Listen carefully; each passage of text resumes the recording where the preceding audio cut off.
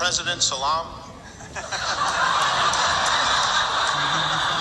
It's wonderful to be here. They told me this would be a very high-profile event with some of the most powerful people in the world. They did not tell me I'd be looking directly into Sofia Vergara's cleavage.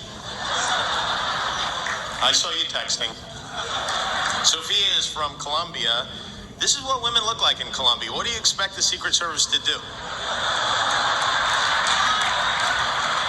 Mr. President, I know you won't be able to laugh at any of my jokes about the Secret Service, so cover your ears if that's physically possible.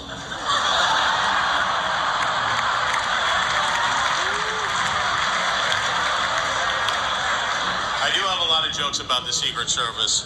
You know, I told them for $800 I wouldn't tell them, but they only offered $30, so. I am happy to see that Congress is taking this very seriously. David Vitter even went so far as to fly down to Colombia to investigate this personally. I'll tell you what, though, I know the administration's been cracking down, but if this had happened on President Clinton's watch, you can damn well bet those Secret Service agents would have been disciplined with a very serious high five. Palms would be beet red. Quick announcement, if anyone has tickets to the GSA after party, the plane is leaving for the Four Seasons in Dubai at midnight on the dot. Don't be late or you'll miss out on your complimentary white tiger cub.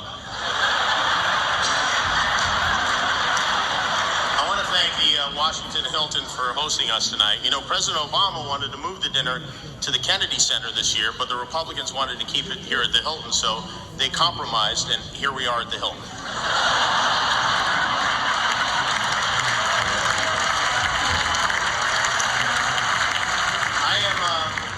I'm staying at the hotel, and I'll be honest, it isn't great. I had to change rooms last night because there was a huge leak in the room above me. I guess Peter Orszag left his mouth on. And he told me you guys would like that one. He told me a lot of stuff. But it's an honor to be here. You know, he told me when I was a kid that I would be sitting on the same dais with President Barack Obama. I would have said, the president's name is Barack Obama?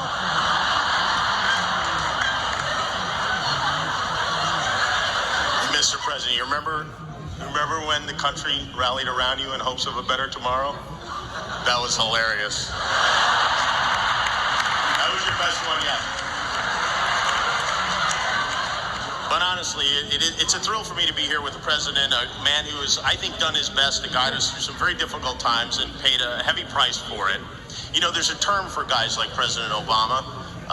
Probably not 2 terms, but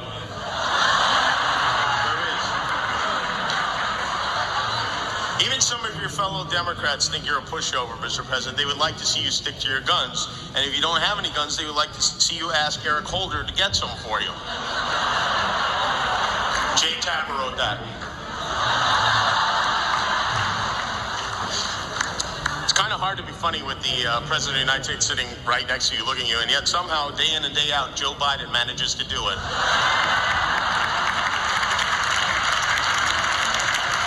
He was here. I wish he was here so he could sit behind me and fake clap like he does during the State of the Union address. Are you enjoying this? Is this fun for you?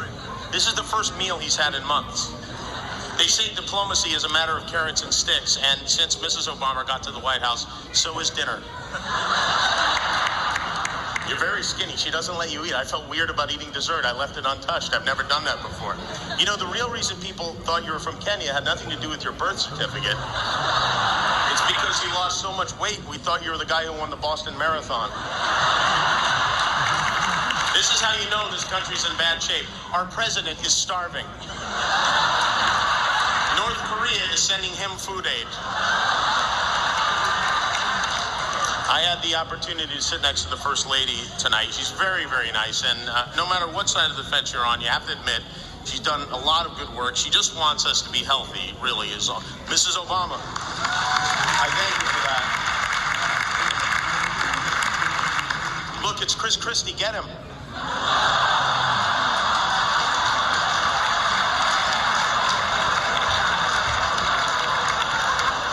They say that inside every American governor is a president struggling to get out. In Chris Christie's case, It's the only one where you can still hear him screaming.